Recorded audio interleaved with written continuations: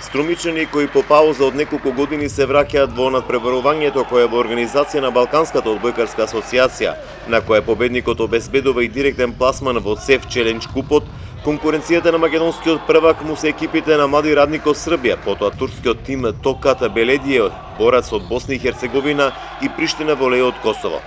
Турнирот треба да се одигра во средината на следниот месец, меѓу 13 и 15 септември, но Одбојкарската федерација на Македонија и Џио Струмица побара одложување за една седмица, односно 20 до 22 септември поради настапот на машкиот национален тим на Европското првенство. И Одбојкарската федерација на Македонија и Џио Струмица ја чекаат официјалната потврда од Балканската одбојкарска асоциација, пошто ќе биде дефиниран и системот на надпреварување, со оглед на тоа дека за разлика од претходните години кога се пријуваа само по 4 екипи и се играше турнирски, полуфинале и финале, годинава има 5 учесници и тоа ќе донесе новитет и во ова надпреварување.